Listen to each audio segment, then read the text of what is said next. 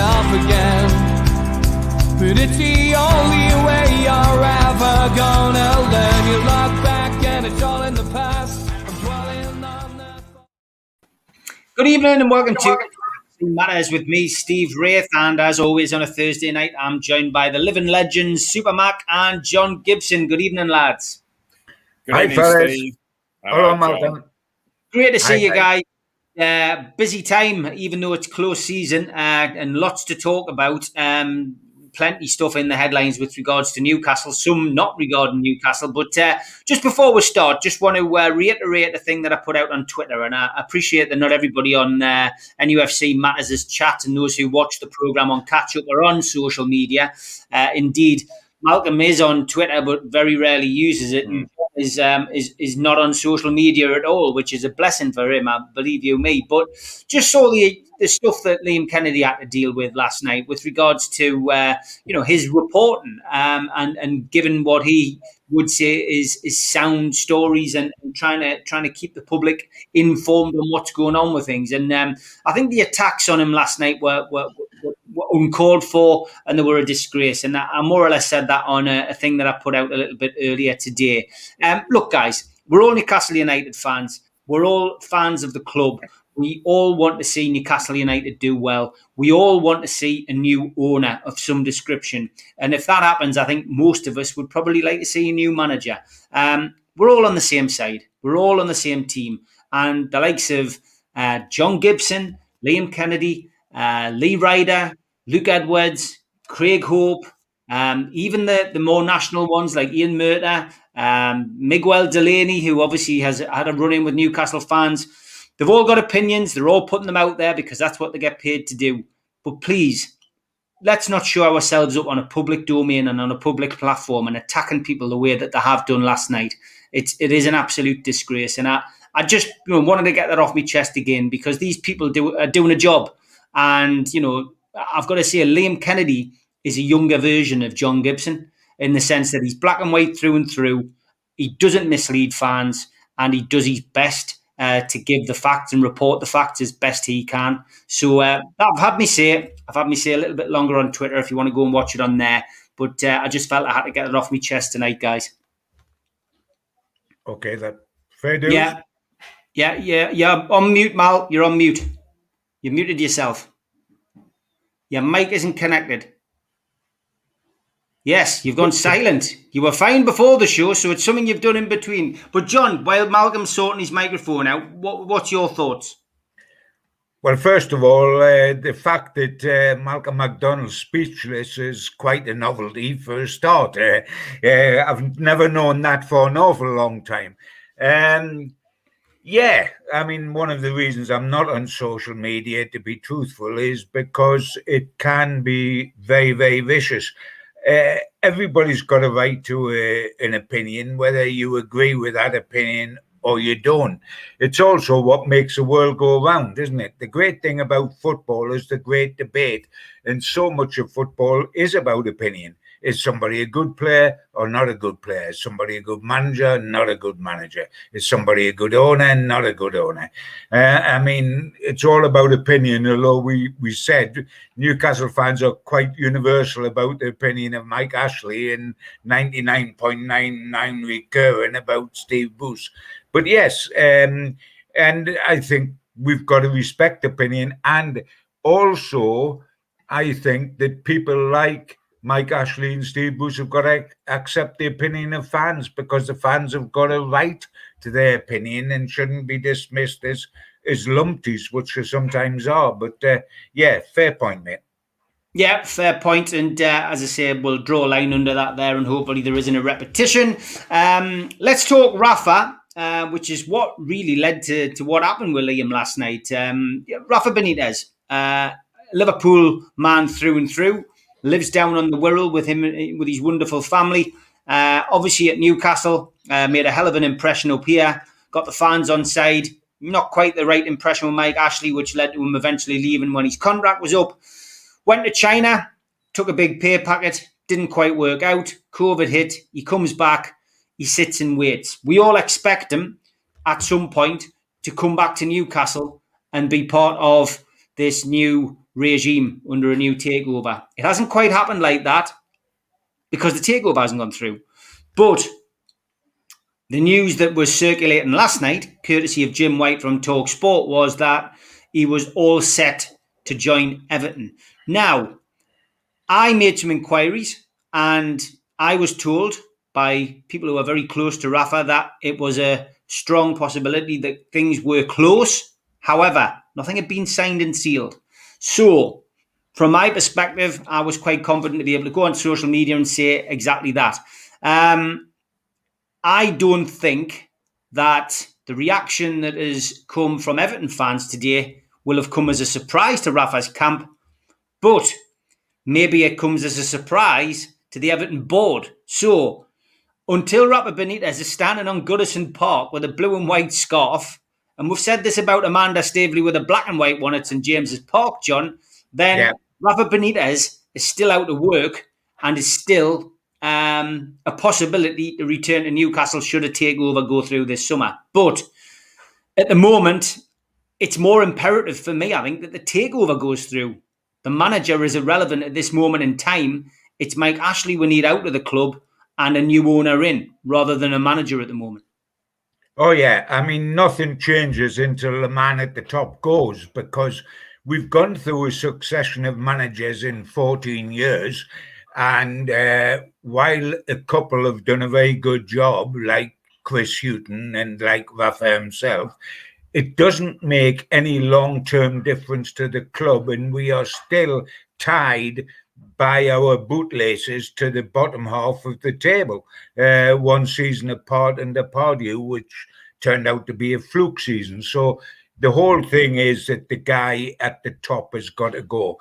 I looked at the Benitez situation when the story broke, Steve, about Everton with a bit of amusement, because first and foremost, you couldn't think of a worse club for him to go to than Everton, considering the success that he had with Liverpool just across Stanley Park, winning the Champions League, etc., etc., and then going on and calling Everton a small club. So you can imagine how welcome he would be to the vast majority of Everton fans. And what tickled my fancy, putting all politics to one side, Steve, what tickled my fancy is that if it happened, and like you, I've still got to wait until it does, because I can't believe it. But if it happens, I feel Benitez will find out exactly what Steve Bruce has had to put up with at Newcastle, because he'll walk into Everton and will be as disliked by a great majority of their fans as Steve Bruce was when he walked into Newcastle. Loads of Newcastle fans from day one didn't want Steve Bruce. Loads of Everton fans would not want Rafa. And the ironic thing is that, having been adored here, he will find the other side of the coin if he goes to Everton. He will find that the tide is only flowing in one direction, which is right up to him, and he'll have a heck of a job turning it. And it's ironic, isn't it, that if he went, he would be in this exact same boot as Steve Bruce when he come to Newcastle. Bottom line, you may not have liked Mike Ashley, Rafa. You may like the Everton owner, who would certainly give you, if you went, a much better budget than you ever got off Ashley here. But the fans adore you here. The fans do not adore you at Everton. Mistake. Should have stayed here. Certainly don't go into that job. China didn't work. China wasn't right for you. This is more not right for you. Don't do it, big man.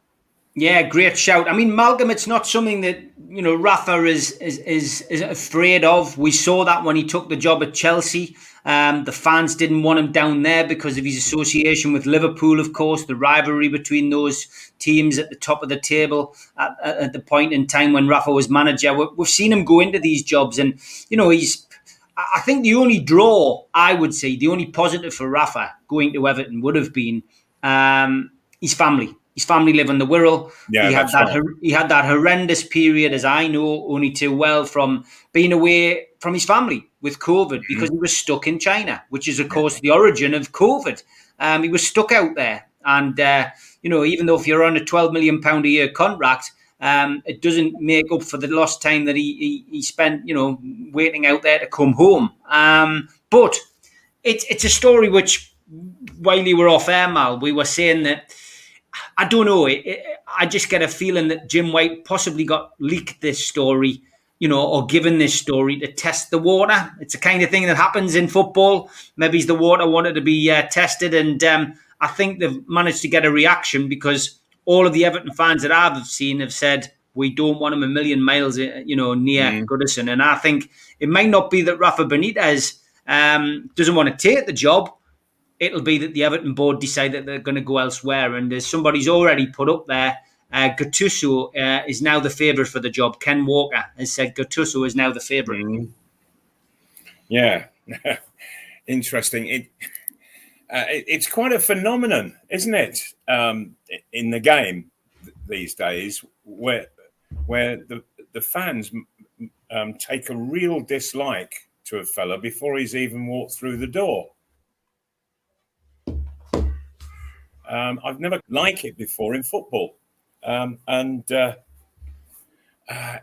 Everton would ideally suit Rafa, as you say, because his family's in the Wirral and he's done enough travelling. He got stuck in China, and he's into his 60s now, and he's wanting to spend more time with his family, yet keep working. Everton's ideal. He has got an ability to bring some success to Everton. Of that, I'm convinced. I don't see why Everton fans aren't saying they won the top European competition at Liverpool when he was the manager. Who knows? Perhaps he can do it here. But they're not looking at things like that at all. And I think it's very negative on the part of supporters to take this dislike to somebody. We've all had to work. I went and joined Arsenal Football Club. Because I signed there, it didn't mean to say that I hated Spurs. I certainly didn't. Keith Birkinshaw was the manager there at the time, and I got on famously with him.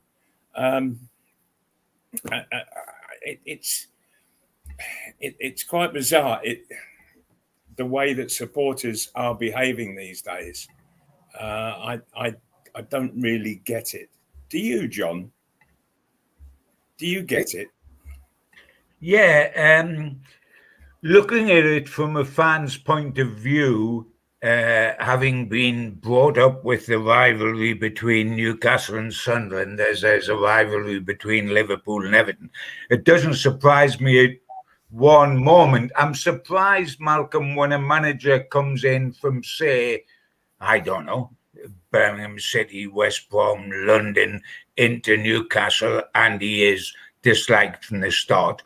But if you've got a huge history of being with your bitterest rival, which is Liverpool in Everton's case, and while you were manager of Liverpool, you called Everton a small club, do you think somebody's going to put the welcome mat out for you to come to Everton, having derided them as a small club when you were winning things at Liverpool? Forget it's Rafa Benitez that we know from up in Newcastle. That's a very good point. You can't do that and expect the welcome mat to be put out and fans to be lining the street applauding you as the car arrives at Goodison. It ain't going to happen. Steve Bruce in the Journal, John, said he would never take the Newcastle United job. And look at the reaction he got when he come here. It's Has going he to happen. taken it? It is. That was a naughty one, Malcolm, I presume.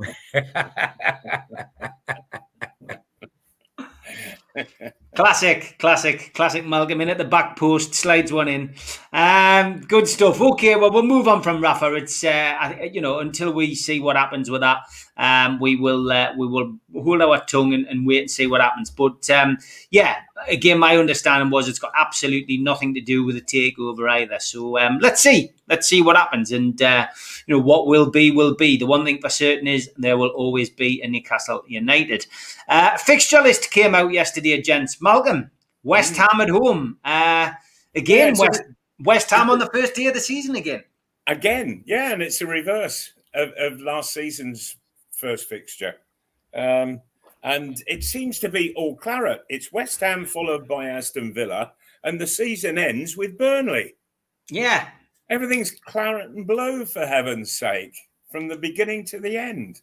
Well, I don't think that's a bad month, the opening month. I think the opening month isn't. It's a really good one. I think most fans have picked out the horrendous Christmas period that we have. December is awful. We get off to a decent start with Norwich and Burnley, but then we've got Leicester, Liverpool, Man City, Man United, and Everton. Yeah. Tough December. And then, of course, we always look towards the end of the season.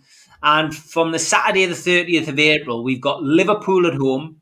Then we've got Man City away, Arsenal at home, and Burnley away, which on paper looks really awkward. But as we've already seen in many, many seasons gone by, depending on what those teams are playing for, depends which team turns up.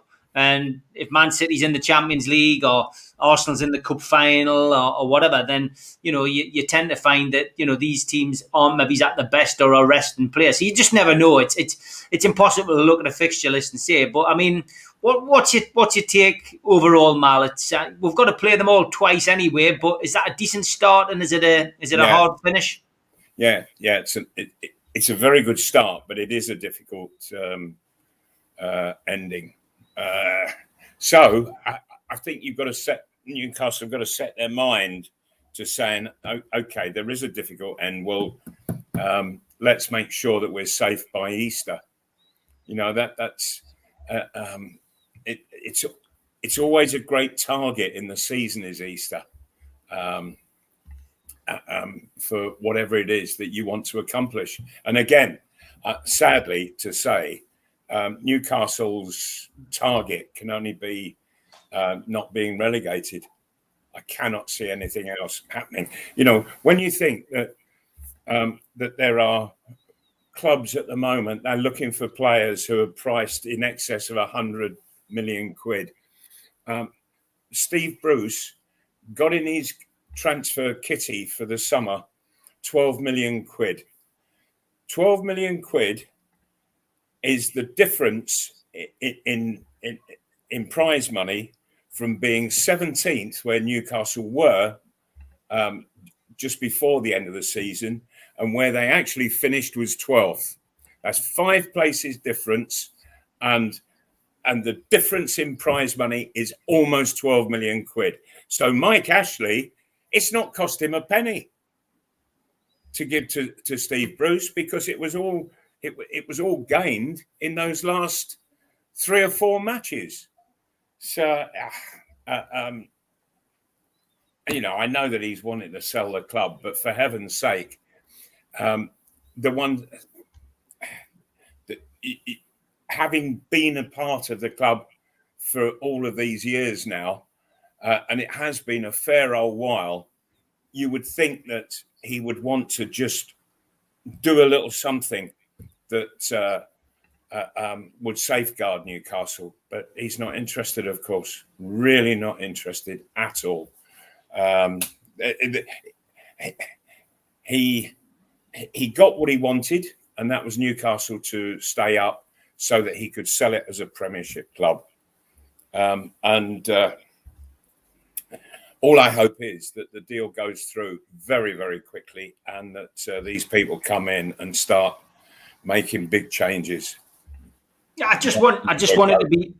John. I just want the whole thing to be finished. I'm sick of this. I'm sick of being in limbo. I'm sick of talking about it. I'm sick of hoping that this is going to happen and that's going to happen. And the longer it goes on, the more annoyed I get. I'm not depressed. I'm not sick of. I'm angry. I'm really angry that this has happened because why should our takeover be stopped yet other takeovers get waved through? And our club, as somebody's just put there, is in limbo. It's in limbo because the players are coming back in on the 5th of July to start pre-season training again. Steve Bruce, we don't know whether he's got a budget of 12 million or 50 million. He doesn't know if he's going to be there or not. He's still preparing as best he can for the pre-season. If it is 12 million or 50 million, it's still 100 million short of what he should get to stand still. So it's a mess, John. Again, and it's like Groundhog Day. We're sitting here talking to each other on a computer screen 12 months later, and we're still no further forward. I think, I mean, you're absolutely right. And that's the frustrating thing. And it's the frustrating thing for me, because by the time this is sorted out, at the very earliest, we'll have wasted this summer. We'll have wasted the transfer window that sets up the whole of next season, because we will not have a new owner in time. So we'll mix and match. It'll be like a patchwork quilt. The team will go into next season exactly the same as we went into last season, hoping for survival and nothing better, because it will take that long for a takeover to happen. And from my point of view, and it was something you made a point of early on, Steve, the number one thing for me is the takeover. The number one thing for me, with respect to everybody else, is not Rafa Benitez coming back here as manager. There's other good managers as well as Rafa Benitez. The takeover is what matters at Newcastle United. Getting Ashley's out, what matters at Newcastle United. Whether then it's Rafa Benitez that comes in, or it's Martinez, who's done so wonderful with Belgium and with Everton, and when he was at Wigan with Jones, which was a perfect scenario, the two of them together. There's alternatives to Rafa Benitez.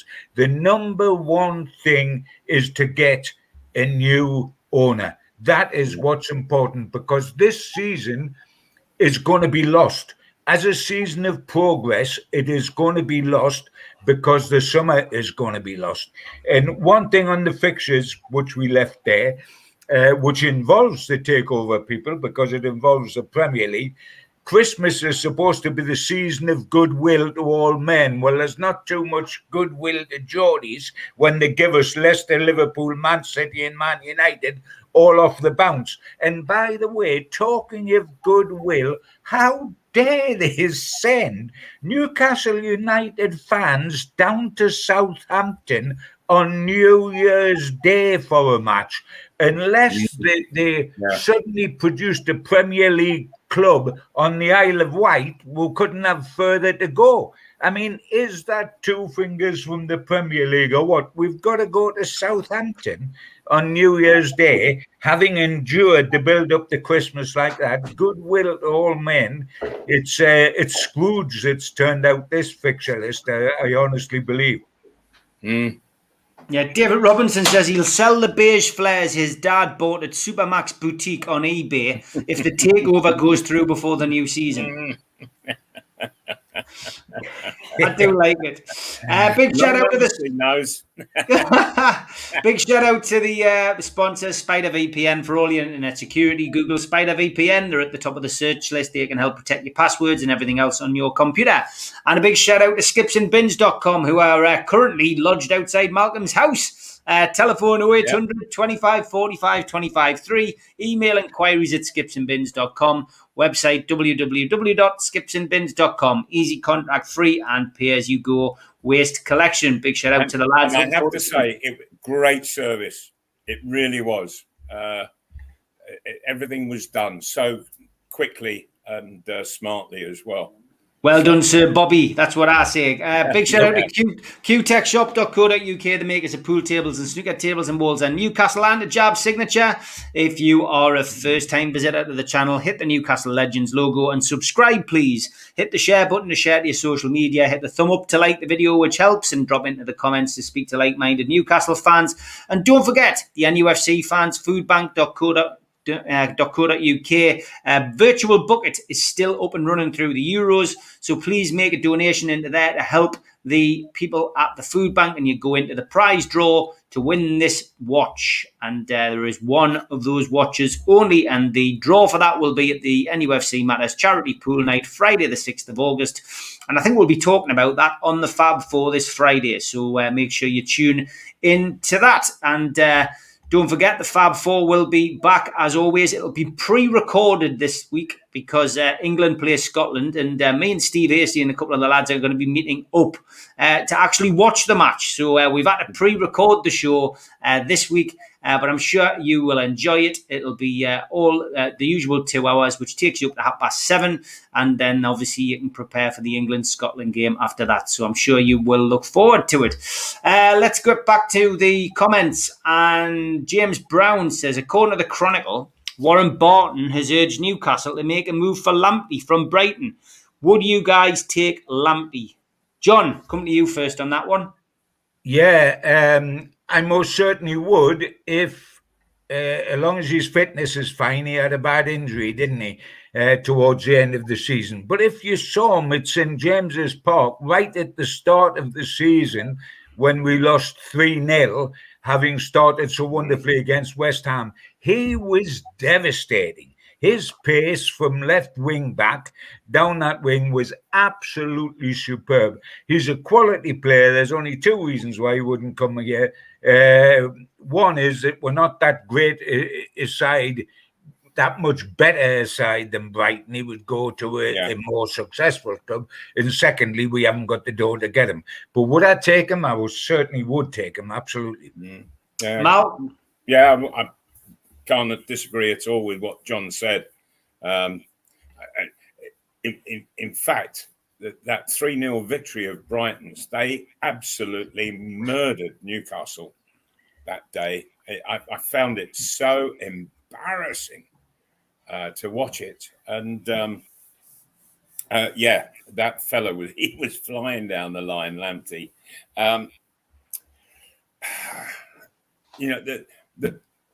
In all honesty, what on earth is 12 million going to buy here in the Premiership this year? When you think that Fulham, when they got promoted 3 years back, in the closed season, they spent £112 million, and it still wasn't enough. Still wasn't enough. And Newcastle and Steve Bruce gets into his coffers 12 million, not 112, 12 million. Just not good enough. And also, on top of that, what on earth are Newcastle United doing? Signing on players who are already here, giving them new contracts. Andy Carroll, dear me, sat out the last 2 seasons just about. Dwight Gale. Steve Bruce doesn't want to play these people. Who on earth is it who's signing them on? Because it's just filling up the playing squad with no hopers. And I'm not wanting to be unkind to the players in any way, but Steve Bruce obviously doesn't want these people. So what the hell is going on in the club? It's absolutely nonsensical. What's actually going on there? Does the left hand talk to the right hand? I don't think so. Go on, John. What do you think about that then? About the budget? I mean, where is the budget coming from? 12 million, 50 million? Is it press speculation? Has there been some kind of heads up from people? There has been a heads up that it was initially 12 million. The idea that it's now 50, I don't know why there's a sudden drop. That has just been in a sudden lift, but that's just been in one paper. But as both of you guys said, 50 million is not good enough to get Newcastle to where they want to go and where they need to go. But then again, Mike Ashley has never been ambitious when he actually cared in his eyes, not in our eyes, about the club. He certainly doesn't care about the club now, because if he gets his wish and we get our wish, he will not be owner of the club 3 months down the line. So does he care what happens this summer to the club in terms of transfers when he's not going to be there to reap the benefit by selling these players on or by seeing Newcastle get into the top half of the Premier League? No, he's not. But may I also point out, and I've banged on about this before, but it does worry me, guys, because when Ashley goes and we have a new owner, and that will happen, whether it's the Saudis or not, whether it's somebody else or not, whether it's in a year's time or not, Ashley will eventually go. Who will then be in charge of making certain Newcastle spend their money well? Because they spent 40 million, the most they've ever spent, on Joe Linton. They spent 9 million on Muto. They've wasted money.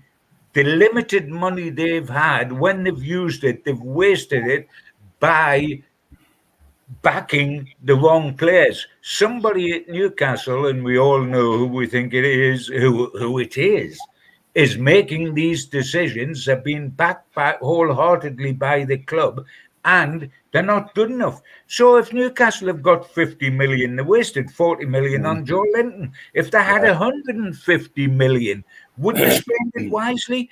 That is the second worry. The first worry is not having the money, but that is the second worry. And I will repeat, 1 year ago in the transfer market, we signed Ryan Fraser, who was yet to score a Premier League goal for us. We signed Jeff Hendrick, who was so middle of the road, negative, nothing, that it's untrue. And we signed Jamal Lewis, a young lad who so far has not lived up to anything like his supposed potential. We ended the season with a very good run, and Hendrick couldn't get in the side. Lewis couldn't get in the side. Fraser wasn't in the side, injured. And as it happened, the one good signing, Callum Wilson, was out injured. We signed badly 3 times out of 4 last summer. Are we going to sign badly 3 times out of 4 this summer? Because if we do, it's a waste of time. Yeah, I'd agree. Mike Stewart says, are we confident, Mal, that there'll be 3 teams worse than us this season? I think our final place in the league this season didn't reflect how close we were to the drop. So, I mean, obviously 3 teams down, 3 new teams up. Are those other teams worse than Newcastle, do you think? Or do we have to wait until the signings are made? Well, I think we have to see what the finished articles are that are going out representing the clubs in the first game. But no matter the levels and standards of other sides, I really am. This particular summer, I really am highly concerned for Newcastle. Highly concerned. If only the takeover would actually get done and let the people get some proper business done to safeguard Newcastle in the Premiership as the first act, and then whatever they wish to do after that. But right now, I'm not a confident person at all with what's coming up this season. Not a confident man at all. Isn't it amazing, guys? Isn't it amazing, guys, that we are doing what we as Geordies do at this time every year? Instead of looking forward to next season and looking forward to top signings coming in this summer and getting a buzz about how high we might get. We spend the summer trying to guess which are the 3 teams that'll save Newcastle United next season. That's what we do every close season right now. And that's, I've got to admit, that's what I've been doing over the last couple of weeks. And I'm looking at Brentford because they've come up and haven't been up for 70 years in the top flight. Yeah, and they recently beat Newcastle, John. With the reserve side, by the way. Yeah. With the reserves. But you like to think that over a long season of 9 months, that Brentford might just find it once the wonderful experience of being up here is over. They might just find it too much. We've got to find 3 sides worse than Newcastle, so I'm hoping Brentford will be one. I've got a suspicion that Watford could be one, I'm struggling. Will Norwich have learned nothing by the last time they were up? Will it be Burnley? Can Sean Dyche keep defying the odds? And is there someone else out there waiting to do with Sheffield United? But I am looking at 3 teams that I think can finish below Newcastle. And that makes me furious. Because whatever they say, this is a big, big club for me. I know I'm biased as a Geordie, but it's a big club with 50,000 fans inside the ground every week, 50,000 Geordies and 2,000 away fans inside the ground every home game when coronavirus allows it. And we had Bournemouth finishing with 11,000 fans finishing above Newcastle for a couple of seasons before everything caught up with them. It is absolutely shocking that we should be sitting here wondering whether there's 3 clubs going to be worse than Newcastle next season. But right now, that's exactly what I'm doing. Sorry, Steve, just to follow on from what John was saying, and yet 12 months ago, Liverpool and Spurs, backed by 4 other clubs, were frightened stiff of what might happen at Newcastle. Yeah, I'd agree. Mal, what do you think about the fans going back? I mean, obviously, if we do hit this target of July the 19th that Boris Johnson has announced now, and we get back to relative normality, we've seen big crowds at some of the Euro games where we know that there's going to be a full house at the Wimbledon men's and women's finals days of 15,000. We've seen plenty supporters back at Wembley to support England.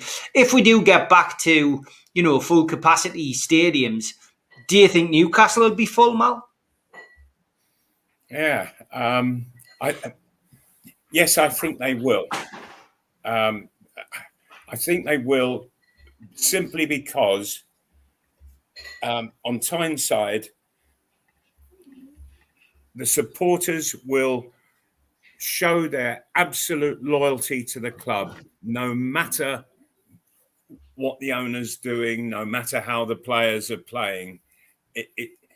They seem much higher, way above all of that, and it is their club. It's in their hearts, and they will give the side and the club maximum support. And I think that's one of the endearing qualities that I discovered here of the Geordie crowd, and I thoroughly appreciated it, and I think that it goes from generation to generation, and it's a very powerful force. The problem that there is that the owner doesn't respect it, and isn't interested in it. But he wants their money. Are you in the same mindset, John? Do you think that the loyalty of Newcastle fans will shine through again? Because before COVID, 10,000 tickets were going begging at the start of the season, and the only way Newcastle could fill the ground before we all had to stay at home and protect lives was by giving them away. No, I totally follow the reasoning Malcolm's talking about how loyal Newcastle United fans are, and they're hardly a bunch of supporters that only support success, because we haven't had any since 1969 and 1955 domestically. However, in terms of 52,000 there, no, I don't think there'll be 52,000 there. I think it's open to conjecture what the crowds will be, and they mightn't be down too much, but I believe they will be down. The loyalty will still be there and will be unshakable, but there's people that's saying that as long as it's Ashley and Bruce in tandem, enough is enough, and we will not go on match day as much as this will hurt it. It may only be a few thousand. It may not be 10,000 down, may only be a few thousand, but I don't think it'll be capacity. And I'll tell you one thing, if I was Steve Bruce, I wouldn't want it to be capacity, because if there was 52,000 in there and Newcastle don't beat West Ham on the opening day and don't beat Southampton in the third game, my Jove, there'll be more than his ears that'll be burning. I mean, he should want COVID just to hang around a little, just to keep it down to social distancing and let about 10,000 in. Because if Newcastle, who have been given a great chance to start West Ham, Villa and Southampton, if Newcastle don't get off to the start they need to get off to, Steve Bruce will hear all about it. And may I just say, on those opening games, guys, we start with West Ham and then Aston Villa. 2 years ago, the season before last, they finished fourth bottom and fifth bottom. The two positions are directly above the sides that went down. And the season just ended.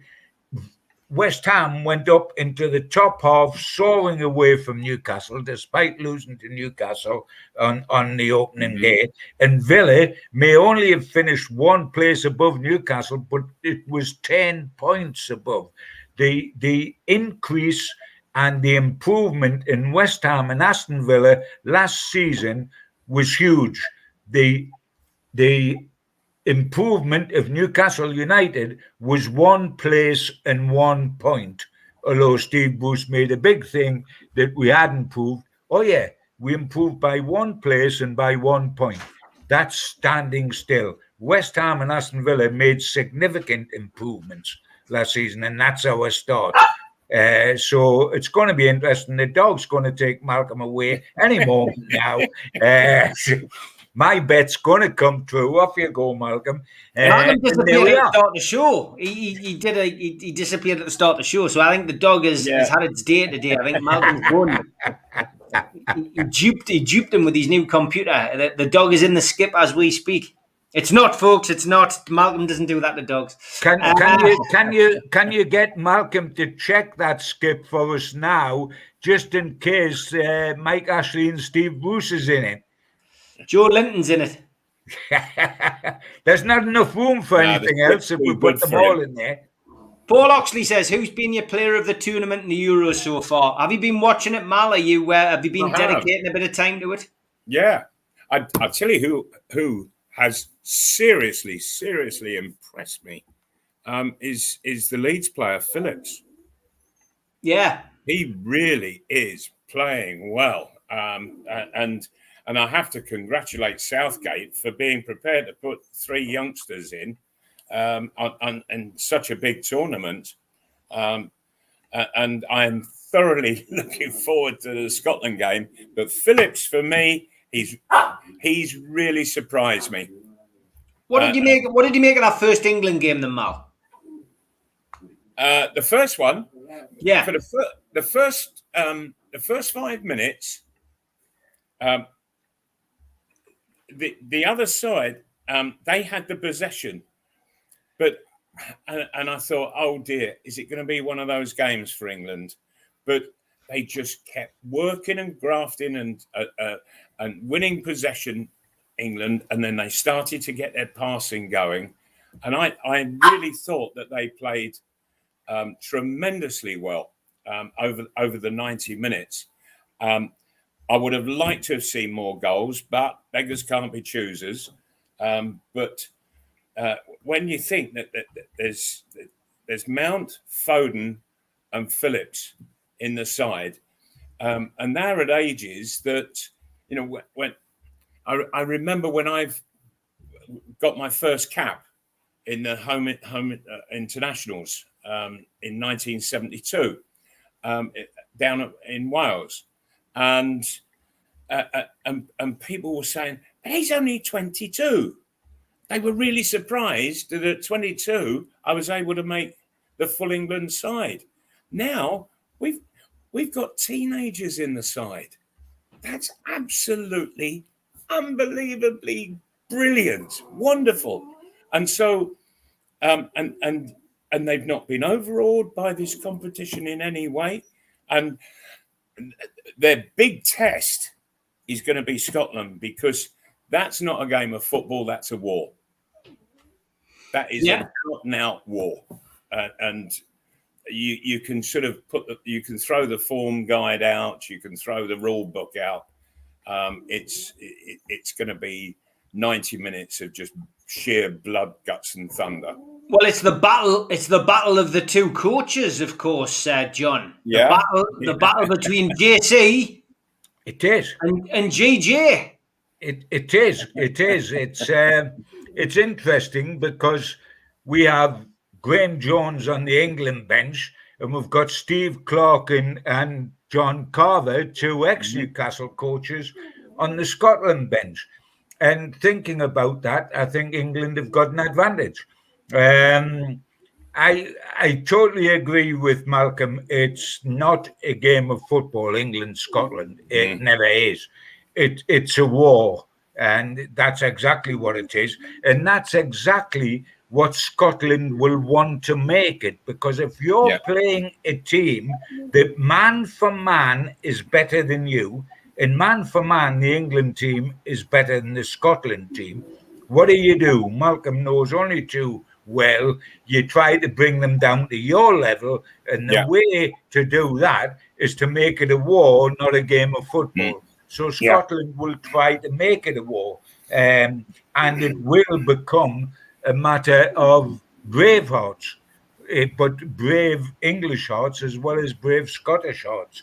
And I must admit that I fancy us, but I think that the ball will come off battered and bruised on a stretcher, and a couple of players might do the same thing. Yeah, I thought with Scotland in their first match, they had a lot of possession, but they did nothing with it, nothing at all. They looked as if they hadn't got a clue in the last third of the pitch, and they were very short of bodies in the penalty area. And so I really do feel that that if England can get on top early in the game, they'll go on and win it at a counter, even though it is going to be a physical battle. But looking at the England side, there's not a man there who won't relish a battle. There really isn't. Who would you fancy winning the Euros, says Tom Dixon, Mal?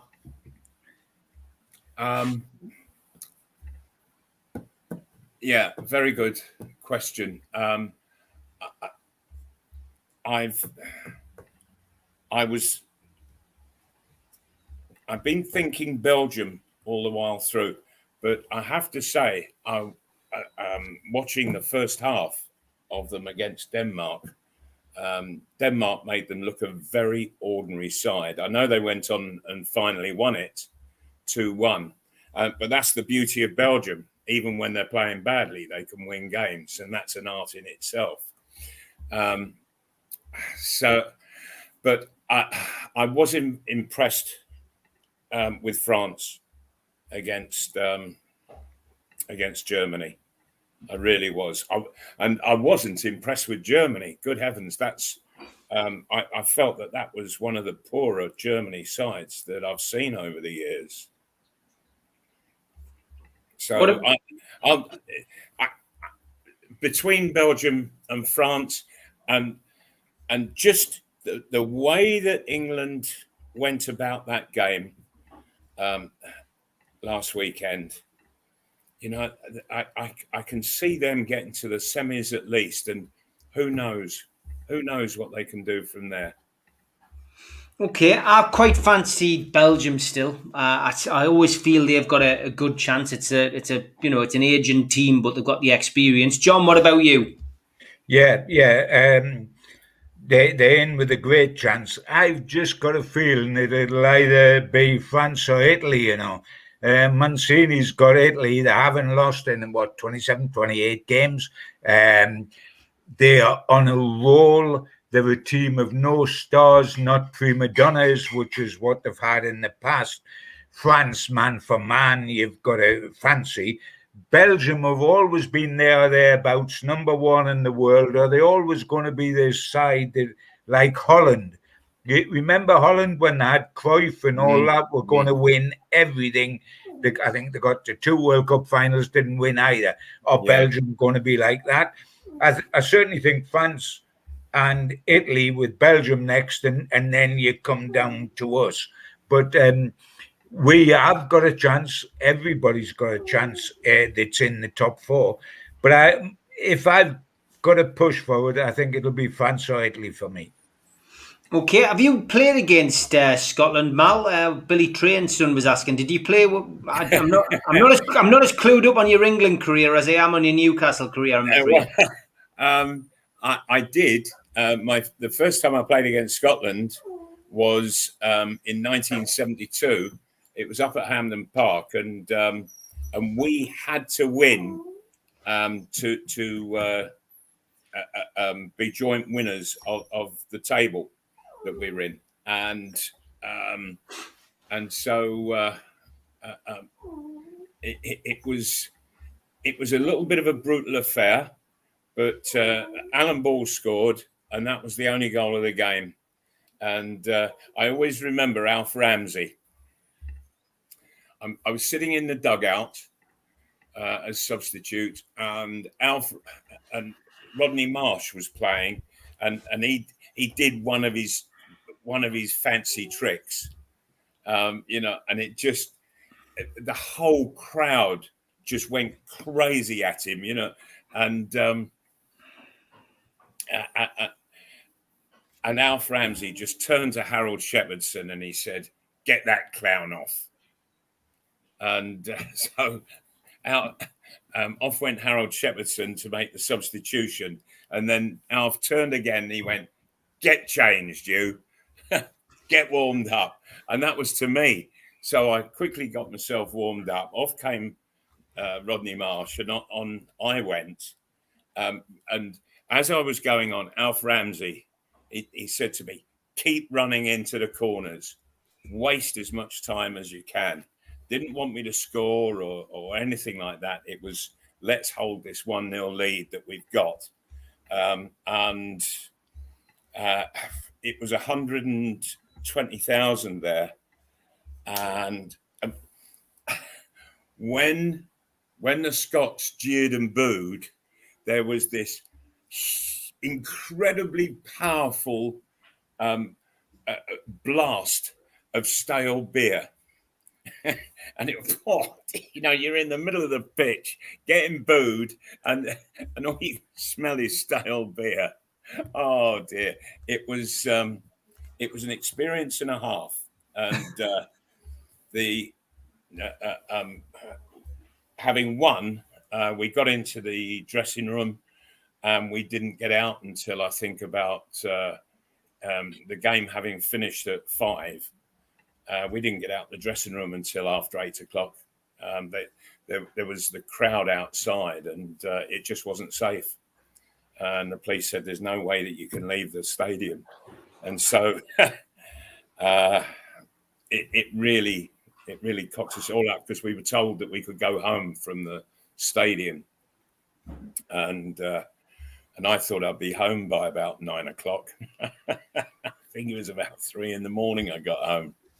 But the interesting thing, guys, was that I was at Hampden Park for that game with John, yeah. Newcastle United interest. I was in the crowd at Hampden Park, and when Malcolm come on, the interesting thing from a Geordie point of view, that he was playing in direct opposition to Bob Moncur, who was one of the centre halves for Scotland. So you had Supermac against Monks. And I always remember there was, as Malcolm said, there was 119,000 and a few more hundred. There was 20 people short of 120,000. It's an unbelievable crowd. And I always remember that day, I'm up in the press box. Alan Ball scored the winner, which Malcolm knows only too well. Now, Alan Ball hated the Scots, Alf Ramsey hated the Scots, and the Scots knew Alan Ball hated the Scots. And with the red hair, he was there for the picking with the crowd.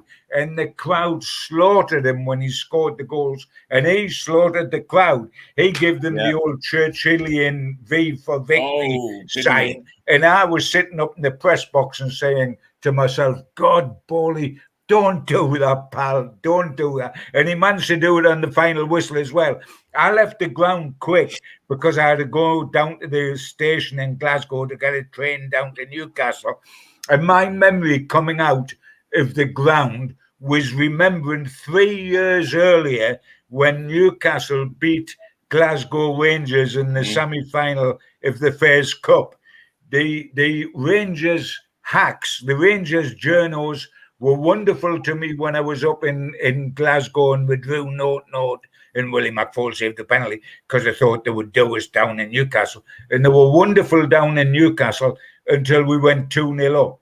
They had been supplying me with whiskies and weed rams, and they suddenly stopped, and I was suddenly the old enemy, and I was persecuted down at St. James's Park. And when I was walking out of Hampden after Newcastle had won 1-0 with 120,000 jocks, I kept my mouth shut because I thought if they hear a Geordie accent, I'm like dead before I get to the train.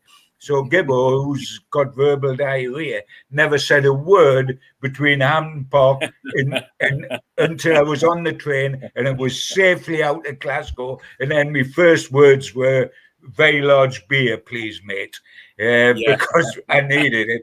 And by the time I got down to the Tyne Bridge, I was reveling the fact that we'd won 1-0. But I kept a little bit quiet. And of course, I was reveling in the fact that I would be able to say to Monks on Monday, what was the score again up at Hampton, Bob? I missed the game.